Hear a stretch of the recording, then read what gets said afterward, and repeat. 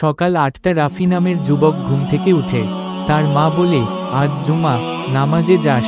রাফি বিরক্ত হয়ে বলে, মা, আমি ক্লান্ত, পড়ে যাব। সকাল 10টা বন্ধুরা ফোন দেয়, আজকে নতুন সিনেমা রিলিজ, চল। রাফি রাজি হয়। মা চুপচাপ তাকিয়ে থাকে। দুপুর 12টায় রাফি রাস্তায় হেঁটে যাচ্ছে। হঠাৎ এক বৃদ্ধ লোক তার হাতে একটা কাগজ দেয়।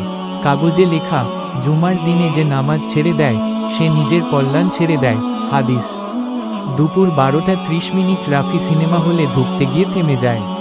কাগজটা বারবার চোখে ভাসে। সে ফিরে যায়, হাঁটতে হাঁটতে মসজিদের দিকে।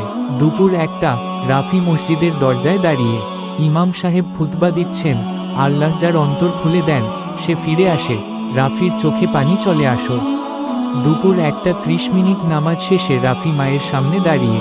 সে বলে, মা, আমি ফিরে এসেছি, আজ থেকে আমি বদলাবো। মা কাঁদে, বলে, এই জুমা আমার জীবনের সেরা জুমা।